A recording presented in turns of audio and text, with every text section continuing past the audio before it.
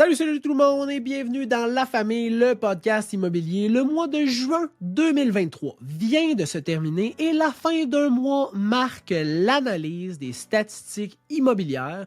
Et là, je fais des capsules pour le Québec, l'Estrie, Granby, Bromont, Magog et Sherbrooke, que c'est juste du jasage de stats, du jasage. Je fais juste dire les statistiques, je les analyse pas, je les interprète pas, je vous donne pas mon opinion, je vous parle pas de ma réalité, je fais juste dire les stats.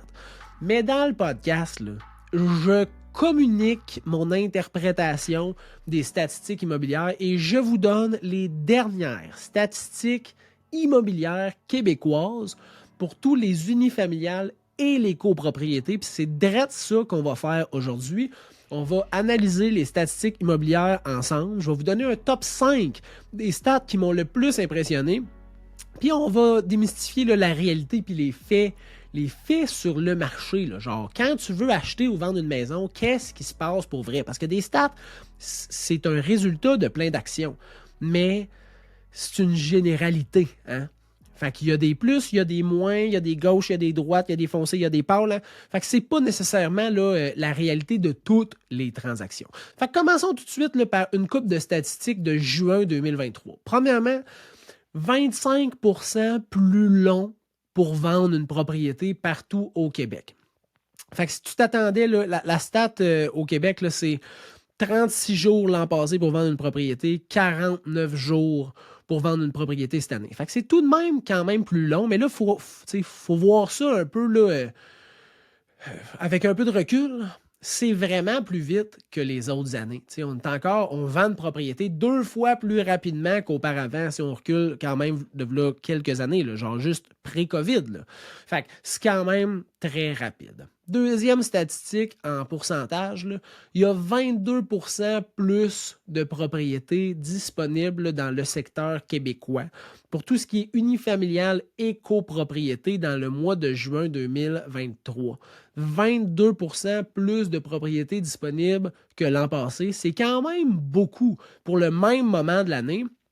Normalement, tu sais, pré-COVID, là, tu regardes les stats, puis tu sais, ça se ressemble beaucoup le nombre de propriétés disponibles d'une année à l'autre. Là, on a 22% d'augmentation. C'est quand même énorme. Puis c'est un des points que je vais vouloir discuter puis donner un peu mon interprétation de pourquoi, à quoi est due cette augmentation-là.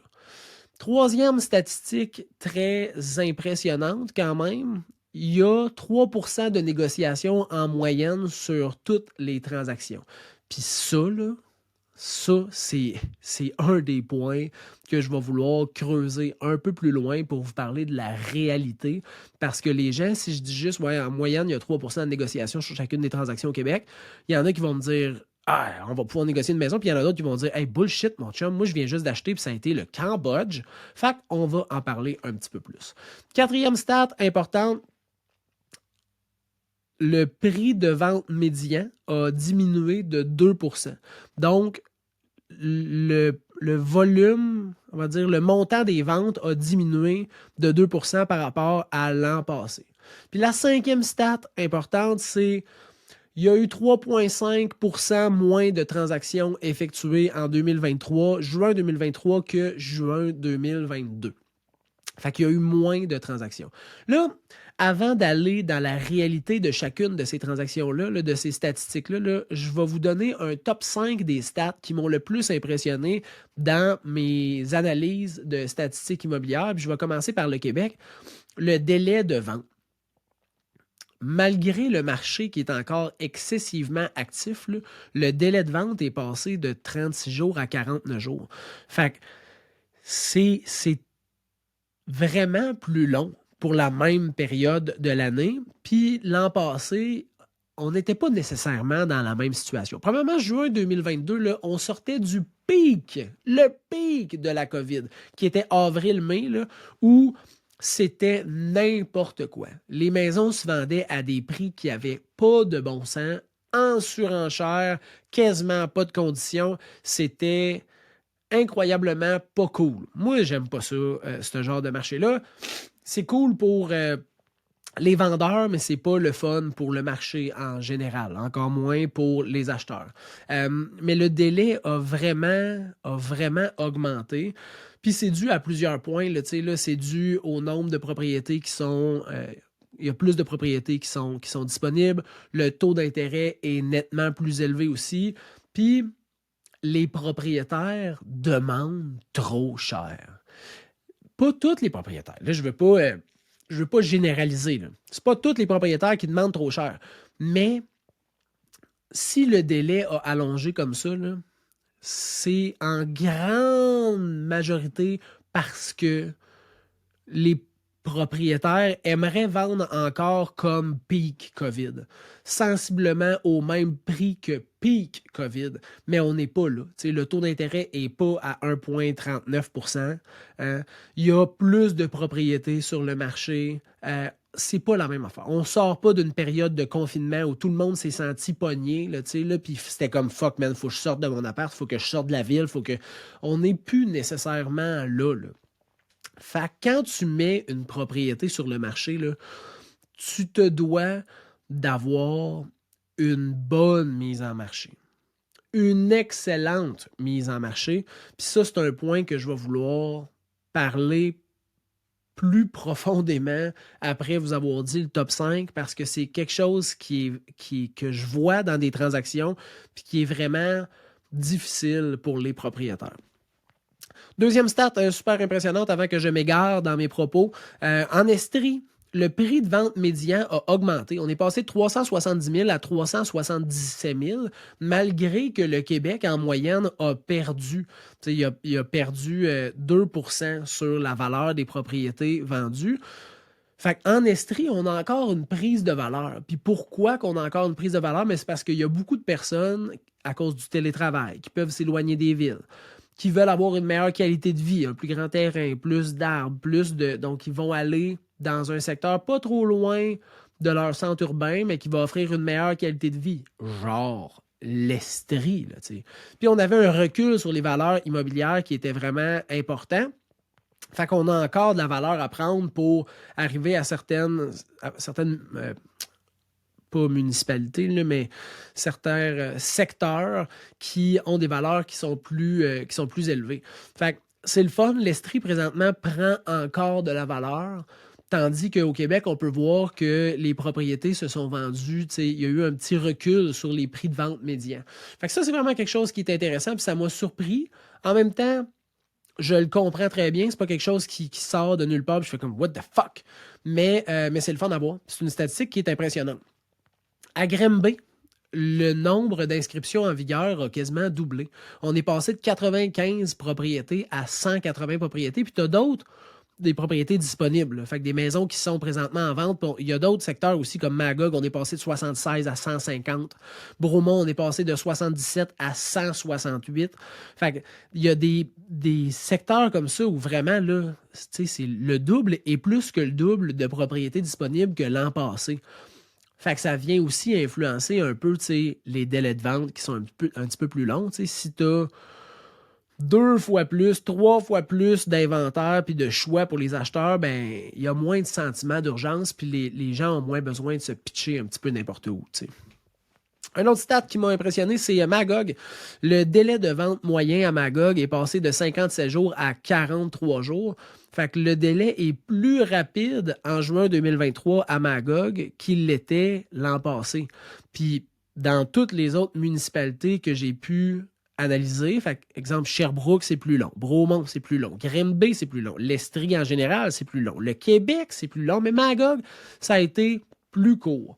Fait que ça veut dire que les ventes qui se sont faites à Magog ont été bien gérées avec une bonne stratégie. Ça a permis aux propriétaires de réaliser leur projet rapidement. Puis ça, c'est vraiment le fun parce que ça veut dire que les professionnels qui les ont aidés leur ont donné des vraiment bons conseils. Et ça, c'est vraiment cool à entendre.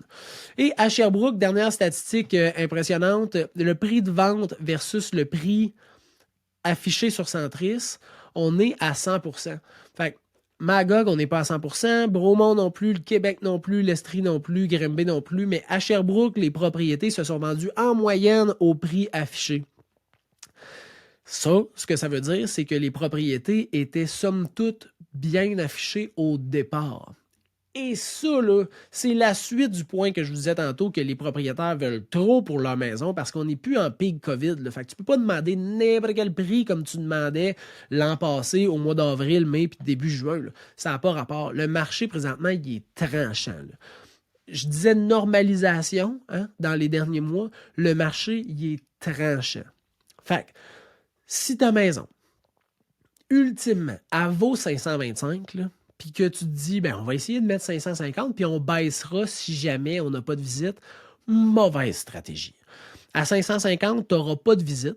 Hein? Ta maison, elle va durer sur le marché. Là, tu vas la baisser à 525, mais ça fait déjà un bout qui est sur le marché. Fait que tu n'as plus d'effet de momentum. Là. C'est pas comme, oh shit, une nouveauté est vraiment chère, puis on va se dépêcher. C'est genre, ouais, mais ça fait 2 semaines, 3 semaines que je la vois sur le marché. Fait que, tu sais, il n'y a pas de presse tant que ça. On va peut-être même attendre voir si elle va encore baisser. Fait que cette stratégie-là, d'aller chercher le plus élevé, là, c'est pas nécessairement quelque chose qui est suggéré, tout dépendant de ta tolérance au risque. Fait qu'au risque de vendre lentement ou si tu fais l'inverse, puis tu me fais une mise en marché qui est très agressive. Ta maison, elle vaut 525, mais tu dis, moi, j'aimerais ça, essayer d'avoir le plus de visites possible. Je vais la mettre à 500 ou à 475. Ça se peut que tu te ramasses avec juste un offre à 500 000 ou à 475. Ça se peut que tu aies beaucoup de visites, mais juste un offre. Ça se peut que tu n'aies pas beaucoup de visites, puis juste un offre. Puis là, à ce moment-là, si tu mets ta propriété à 500 000 puis tu as une offre à 500 000, c'est un peu chiant de la refuser, là, tu sais, là. Fait que c'est très important d'avoir une bonne stratégie de mise en marché parce que le marché, présentement, il est tranchant. Puis ça, là, une bonne mise en marché, c'est un sweet équilibre entre ton besoin de vendre, hein, ton besoin en conditions de vente, puis ta tolérance, puis ta capacité à prendre un risque financier sur la vente de ta propriété. Fait que si tu es capable de te permettre, tu dis, ben, tu sais, moi, que je vende à 500 ou que je vende à 525, dans les deux cas, je vais être bien content. Mais si on est capable de vendre le plus rapidement possible, aux meilleures conditions possibles, puis si on se ramasse en surenchère à 525, tant mieux. Ben là, c'est une maudite bonne affaire que tu essaies d'avoir une mise en marché qui va être plus wow, plus pétillante, qui va attirer plus de visiteurs, avoir une bonne stratégie. Mais si tu dis non, on va la lister à 525, mais moi, je ne peux pas accepter en bas de 525, d'essayer de la mettre à 500, c'est quand même assez dangereux. Pas dans tous les secteurs, pas dans tous les marchés, mais ça apporte quand même, un, son lot de stress, mais deuxièmement, son lot de risques aussi. Une autre réalité, mettons, versus fait actuel, là, les valeurs des propriétés là, sont plus ou moins stables. Il y a des secteurs qui ont encore pris une bonne valorisation par rapport à l'an passé. Puis, il y a des secteurs où, ben, si tu regardais ton voisin, ça se peut que tu vendes moins cher que ton voisin cette année. T'sais, pas drastiquement, mais un petit peu moins cher. Fait que les valeurs là, sont relativement assez stables, mais il faut juste, par échantillonnage, aller regarder, voir qu'est-ce qui fait du sens. T'sais. Fait que si les propriétés se sont toutes vendues en 4 jours avec 75 000 de plus, ça se peut que le marché soit un petit peu moins pétillant et que tu ne réussisses pas le même coup de circuit que l'an passé. T'sais. Fait que ça, là, c'est super important que tu regardes les comparables avec le professionnel qui va t'aider dans ton projet, que ce soit ton projet d'achat ou ton projet de vente, pour vraiment bien comprendre le secteur parce que le marché, il est plus aussi explosif. T'sais. On le voit dans les statistiques, sauf que il est encore très explosif sur certains produits. Fait que si, exemple, je me base sur mon expérience, pas loin de chez nous, il y a des propriétés où il y a eu 22 offres, 12 offres, 9 offres dans la première semaine de mise en marché, puis que ça l'a sorti à 25 000, 50 000, 60 000 de plus que le prix vendu. T'sais. Fait que quand on regarde une statistique comme celle du Québec, puis qui est 101% l'an passé en moyenne de vente versus le prix affiché, versus 97 cette année, on se dit, ouais, mais fait que les maisons peuvent se négocier.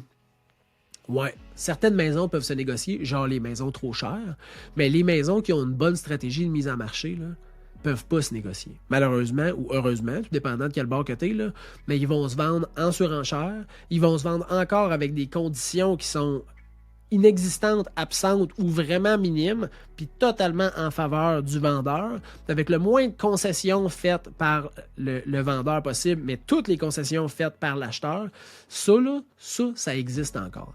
Il y a encore un marché vraiment chaud dans certains produits immobiliers. Fait que dans des secteurs fortement demandés, dans un type de propriété accessible, bien présenté, avec un prix qui est très stratégique, ben, tu vas encore voir des explosions de transactions que tu vas comme faire, voyons, je pensais que c'était fini ça. Non, c'est pas fini. Mais si tu cherches une maison à l'autre bout du monde, où il y a peu de demandes, ben oui, là, présentement, le marché est revenu un petit peu plus normal. Fait que bref, je voulais juste revoir un peu certains pourcentages qui étaient, on va dire certaines statistiques en pourcentage qui étaient intéressantes au niveau du Québec. Vous parlez des 5 stats qui m'avaient le plus impressionné dans mon analyse, puis vous donner un peu l'heure juste sur le marché parce que je l'ai dit, c'est ça. Il est en normalisation, il est très tranchant, mais il y a encore des transactions qui spike puis qui sont vraiment hors normes. Fait qu'il faut pas se lancer juste avec ouais, mais en moyenne, là, on peut négocier, fait qu'on va négocier. Prenez chaque transaction, chaque visite, chaque dépôt d'offre d'achat individuellement. Puis analysez qu'est-ce qui se passe pour cette maison-là. Puis si vous avez besoin de conseils, là, vous pouvez toujours m'écrire au info@commercialserviceimmobilier.ca. Ça va me faire plaisir de vous donner un coup de main dans votre projet parce que c'est un si beau projet, l'achat ou la vente d'une propriété. Puis mon objectif, là, c'est de vous donner tous les outils nécessaires pour la réalisation du plein potentiel de votre projet. C'est ma mission. C'est pour ça que je fais ces vidéos-là, puis les capsules que je fais sur YouTube, puis les podcasts que je fais, c'est pour vous donner le plus d'outils possible pour réussir votre projet. Je vous souhaite une très bonne fin de journée et on se revoit au prochain épisode, au prochain podcast, à la prochaine analyse immobilière, peu importe, mais on se revoit bientôt. Bye bye!